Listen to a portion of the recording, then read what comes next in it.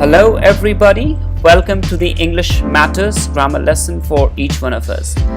In this lesson, I'm going to teach you the relative pronouns which and that. Now before you get into the details, you need to know a few names. Now these two pronouns that and which, one is essential and the other is non-essential. Now what do we mean by essential and non-essential? First of all, a relative clause is also called adjective clause because it works like an adjective in the given sentence. Okay. Now, essential relative clause has got many names. It is called identifying clause or restrictive relative clause. It is non-essential relative clause. It means, now look at the names. It is also known as non-identifying clause or non-restrictive relative clause. So these are difficult terms, but just stick with non-essential relative clause. Non-essential means even though if you remove this particular clause from the given sentence, still the sentence will have complete meaning. And that's how, if that is non-essential, it means you can remove it. In that case, you use which in the given sentence. Alright, so you need to just get into your mind. Now look at this particular diagram. So there are basically four non-restrictive or non-essential relative clause: who, whose, whom, which. Out of these four, the three who, whose, whom, they are used for people.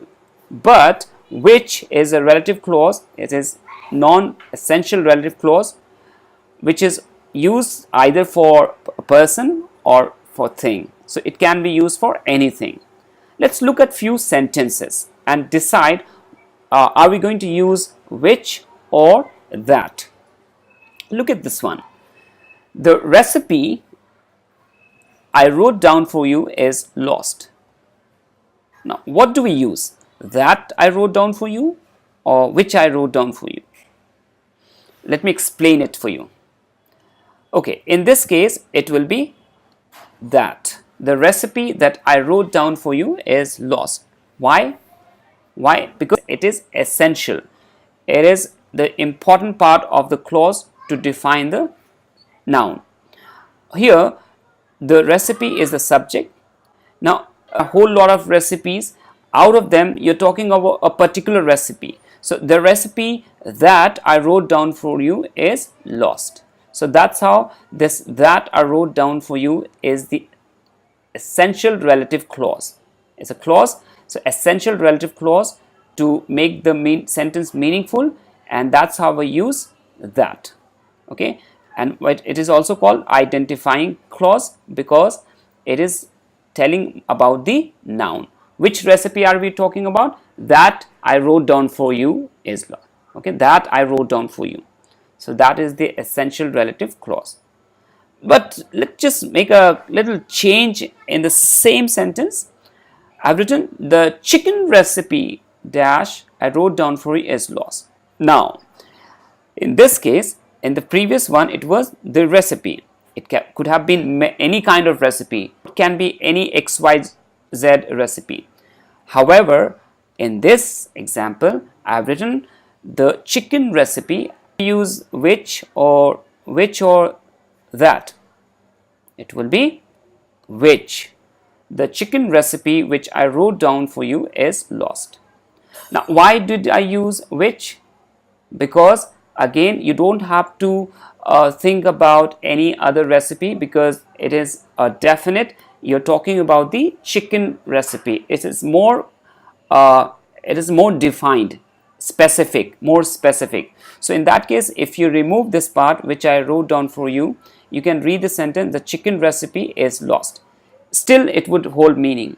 So in this case, which I wrote down for you is just an extra information which is not needed.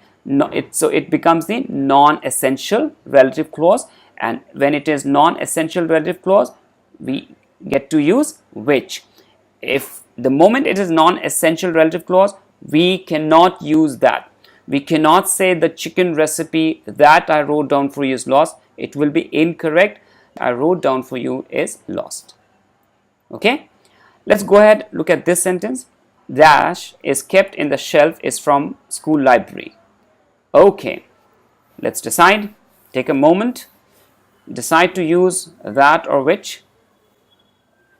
Did you say the book that is kept in the shelf is from school library? Then in that case, you're absolutely correct, because let's imagine, because there is a possibility that there must be a lot of books and you need only one of the particular books. So in that case, you say the book that is kept in the shelf is, maybe this the books are lying all across on the table or on your bed, and so at the same time there's a book in the shelf, so you use the book that is kept in the shelf is from my school library. Okay, so that's how that is the essential relative clause. Okay, it is required. We cannot just say the book is from my school library. Which book?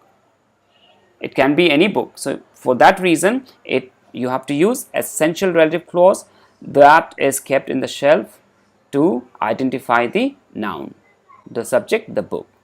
Let's go ahead with this sentence. The Chronicles of Narnia dash is kept in the shelf is from school library. Now, what is so important here? The Chronicles of Narnia, is that is kept in the shelf from school library, or which is kept in the shelf is from school library? If you had answered which, then you're correct. The Chronicles of Narnia, which is kept in the shelf, is from school library. Okay, because just imagine you're reading the sentence without the relative clause, which is kept in the shelf. The Chronicles of Narnia is from, let's add it, from my school library. Does it make sense? Yes. You have got the name of the book. You don't have to struggle to find the book from library. Even though remove the relative clause, you still hold the meaning. So that's how it becomes the non-essential relative clause. So whenever it is non-essential relative clause, not required, non-restrictive, you use which. Okay, that's how you decide whether it is essential or not essential. Okay, whenever we use non-restrictive or non-essential relative clause, which we have to use comma right before this, and if it is clause between falling between the independent clause, we have to separate it with commas. You can see there is one comma which I wrote down for the entire clause ends still here, so it is separated with comma. In this sentence as well, look at this, which is kept in the shelf, it is separated with commas on both the end. So that's how. But when we use that clause, the restrictive or essential relative clause, we do not use comma before that. All right, so I hope this lesson helps you to understand the concept of relative clause, or rather essential relative clause, that, and non-essential relative clause, which you need to keep practicing, and you can form as many sentences as you can to get your concept clear. If you have any question, do ask it in the comment section below, and I'll get back to you with a new lesson very soon. And if you have liked the lesson, do give me a thumbs up, do subscribe and share, and have a great day. Bye bye.